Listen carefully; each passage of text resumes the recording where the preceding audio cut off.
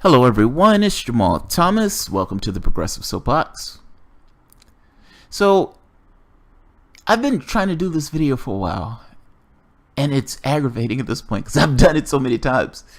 It is like digging a ditch when you get it right the first or second time and you have technical difficulties. Oh, it's aggravating. One last time. So,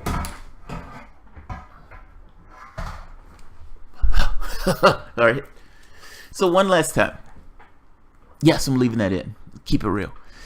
So Convergence. Draft Sanders.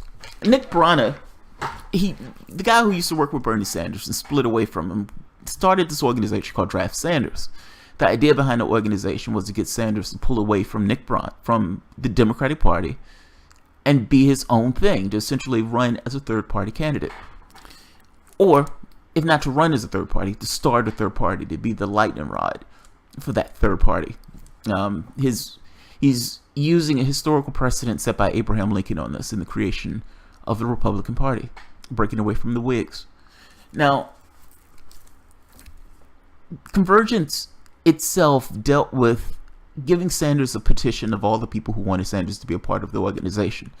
Now, I had no illusions about Sanders showing up. Sanders did not show up. Sanders did not send a representative to receive the thing. Sanders pretended as if it did not exist. The bastardized child of Bernie Sanders carrying Bernie Sanders' name, but Bernie Sanders doesn't want to recognize that it bears his likeness. But that being putting to the side for the moment, I don't think Nick Brana had any illusions either. Ultimately, Brana's idea revolves around a third party. That's less about Sanders. That's more about the third party. That's more about recognizing that what takes place in American politics right now is a sham. It has nothing to do with democracy. It has nothing to do with representative government.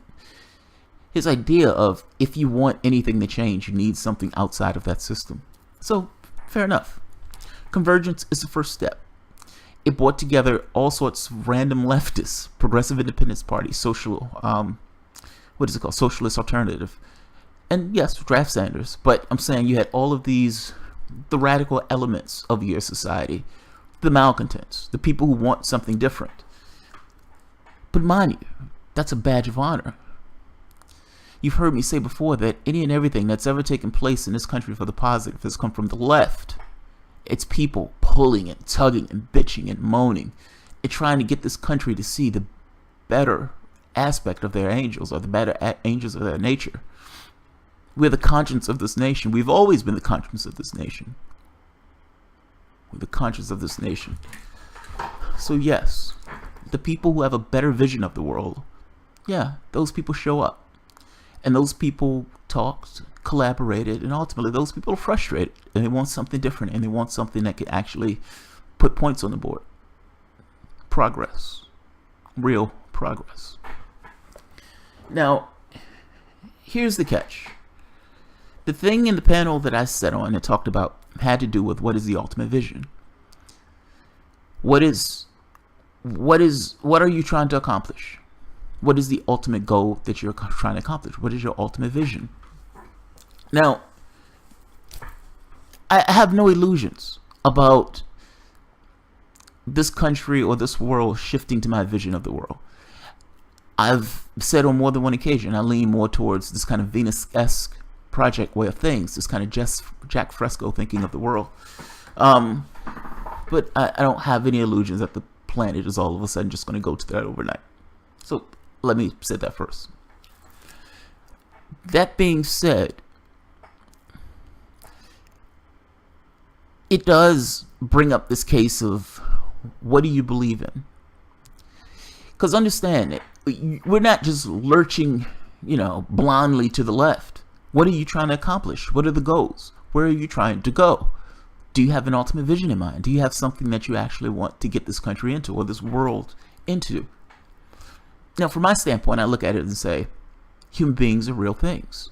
I believe that the human being has immense potential, and in having that immense potential, there is immense value there. I'm going to respect and honor that value. So any society that I construct is in no way going to deprive that person of the things that person need to be the best and fullest that he can be or she can be. Right off the bat, that's my premise. I start with the premise of humanity. Humanity is my stake. I understand that nothing persists in and of itself by itself. There are no Allens in this case. Everything is intertwined with other things, meaning the health of that individual is not solely based on that individual. It's based on his relationships with others, in addition to his environment, his habitable zone. If something goes wrong with this habitable zone, that person can no longer live and persist. The thing that I myself have given value to has now died and perished. I can't allow that to happen. That means, just by extension of respecting and honoring the individual and the human being, the environment comes with it. It's a batch deal. You can't get one without the other. It's the batch deal. That means I need to do things to make sure that the environment itself can sustain the lives that are on the environment. If you had an island and you put too many people on the island and people start dying because it goes beyond the carrying capacity of the island, it makes perfect sense if the people want to persist themselves. It's rational to say, what is the carrying capacity based on our technological level? We should not go beyond that point. That's not a political decision. That's a technical decision. The decisions that are being made aren't necessarily this thing of purely Bob wants X or this party wants X. This world should be run in more of a technical way, not this political language and all this other stuff. In my mind, you honor the individual, you honor the citizen. I want to shoot for ideas of freedom. How do I shoot for ideas of freedom? I construct my society in a way that allows technology to do the work. The problem has always been labor. Who's going to do the labor? Once you have the technical know-how, that answer kind of answers itself. You organize your society in a way where most of the work is done by machines, by technology. That doesn't mean that you're going to have a society that doesn't have work. All societies have work. You're always going to have teachers. You're always going to have students. You're always going to have people who are going to do engineering, science. All those things are still going to exist. Not just that, you're going to have more of those. When you have open access to school, you're going to have all sorts of people going to school. Those people, once they're free of this constraint of how am I going to feed myself? How am I going to find somewhere to live? How am I going to find something to eat? What am I going to find something to do? How am I going to take care of my kid? When those things are all gone, those people are free. Those people are completely free. You go to school to the degree that you want to go to school. You study subjects to the degree that you want to go to school. There is no price tag hanging over your head that's making a decision on whether you want to be a scientist or a doctor. You're free. Be who you are. Yes, there are problems in that society. All society have problems. That's the first point. The second point is that when you're judging this and you're making this kind of determination on what's the world you want, you do have to look at the standpoint of what are the things I'm willing to bear to get the society that I want? What are the pitfalls? What are the downsides? You weigh those things. Now, you weigh those things with the full understanding that the scale that you're using is completely immersed in a reality unto itself, meaning the weight is somewhat relative. If you were in that society that I'm talking about, you would look at the society that we're living in now, and you would recognize how terrifying this society is. It's terrifying and hostile, and we live it every day as if it's an absolutely normal thing to do. Now, look, I know my society is to the left. I've always said I'm further to the left than most. I do believe that society should organize itself in a way of saying, how can we free people? How can we free them? How can we organize our technology in a way that espouses the technology itself? You don't do things that wreck the environment because you recognize that you live on that particular environment. You find ways of harvesting energy in renewable ways. There are clever and interesting ways that if you didn't necessarily have this thing of cash always in the mix.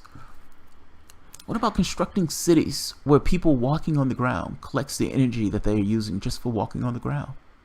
What about every house being energy self-sufficient because it's built with this idea of solar panels? What about cars being completely automated where you don't necessarily need people in those cars and those cars automatically talk to one another going from point A to point B? Now, the catch is These things are taking place. Technology is moving in this direction. The catch is these things are privatized, meaning all the profits go to somebody else. So yes, this system is automated. Yes, those people lost their jobs. But no, those people are not secure. The technology that should have freed them is the technology that essentially pushed them in poverty. And again, I want to make the point, I know the left is not going there yet.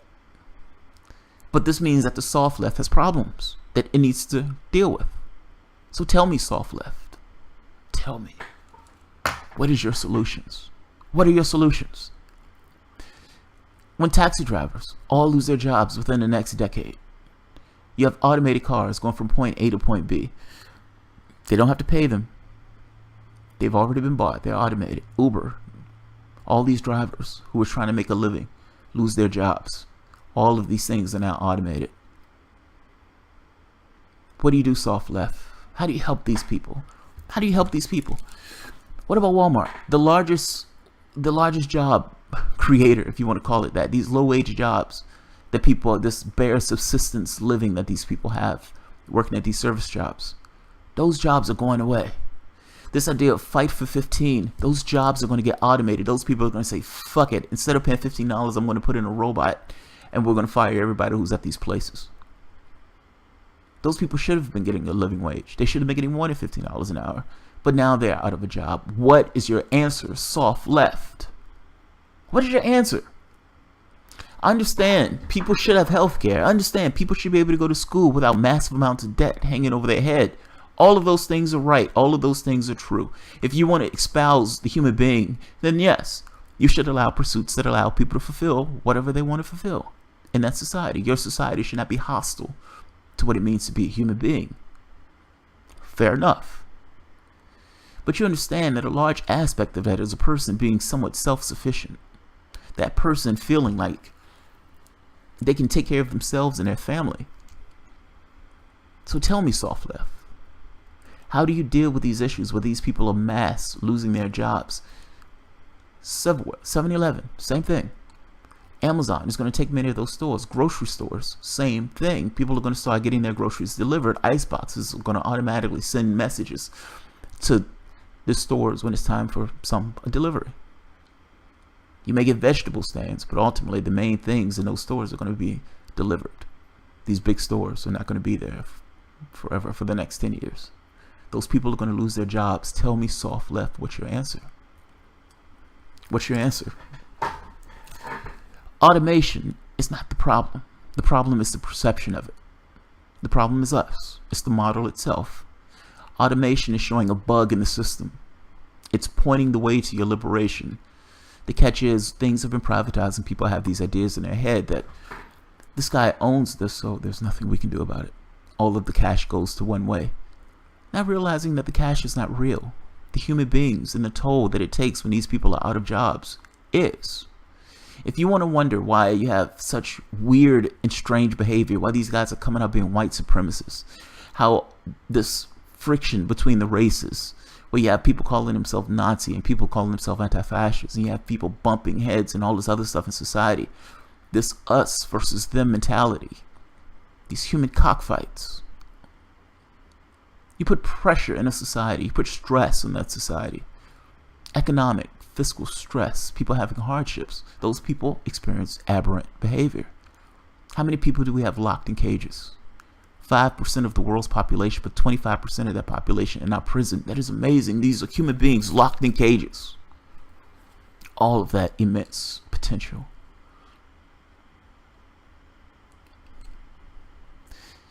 Every person that they put on a stand, for whatever the crime, you have to take into account that if that person was in a different society, that would have been a different person. Meaning the society itself is some degree to be put on trial.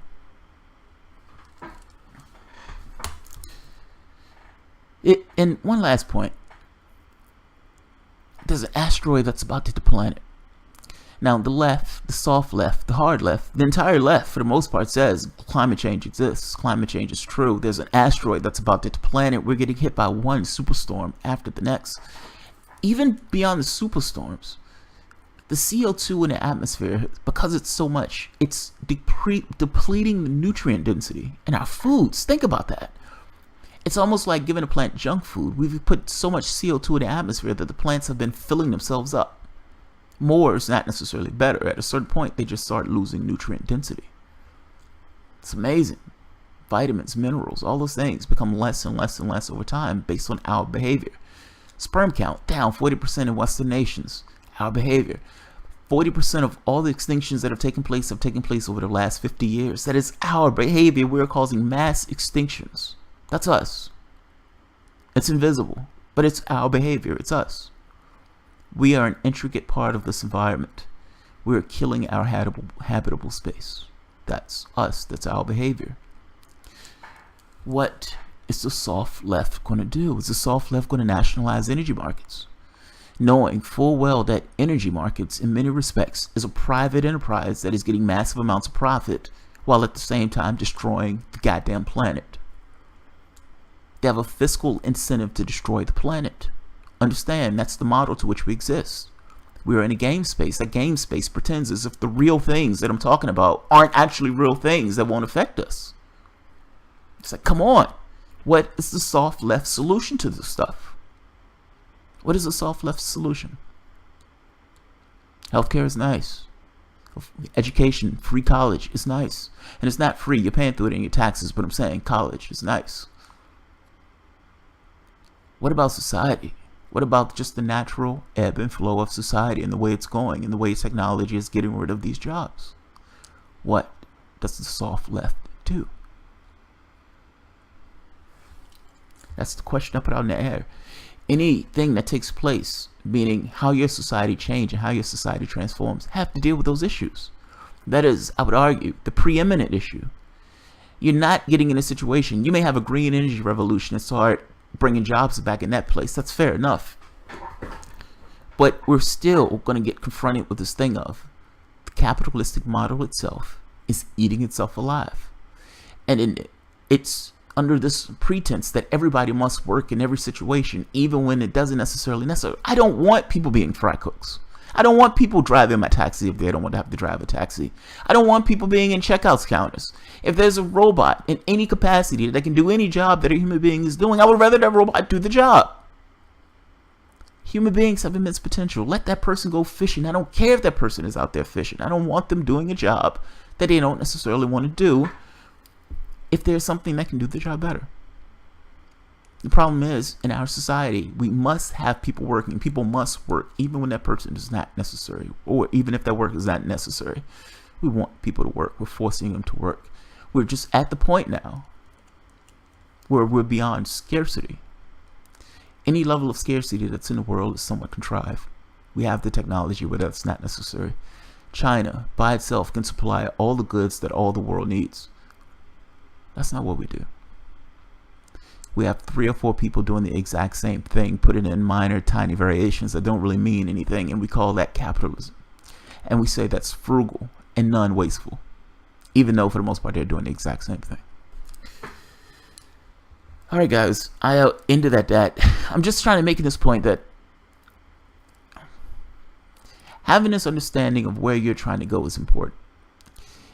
And the soft left is really going to have to articulate what is its strategy, what is the solution to the things that are being presented with it. Any step or vision into the future forward has to answer that question. How do you deal with the trend of society? What is the left's solution? Because I guarantee you the right doesn't have one. Doesn't have one. Freedom is the point. Freedom is the point. You weren't born to take a job. Your identity has nothing to do with that job. Who you are is who you are. You determine that on your own. You have value. You're a human being. You have an immense amount of potential. And oftentimes, no, in our society, that potential is not given its due, but it's there. In a different society, that would shine. Think of what this planet could be. If the people of the planet had the opportunity to go to the school when they wanted to go to school, to do the things that they wanted to do. Imagine the things that people will be inventing and creating in some of these countries that are war zone and hellholes right now. Imagine all of this immense potential that is being put to fucking over countries and scheming with cash and all this other stuff, as opposed to putting to the well-being of humanity itself. In a different world, oh man, you're talking about immense potential being unleashed. But that's not the world we have. So the question to the left is, how do you move yourself closer to that other world? To get there, you have to answer those questions that I posed. I will leave it at that. Alright guys, if you enjoy the content, feel free to share, write, subscribe, and of course, you can always support the work through Patreon. Thank you.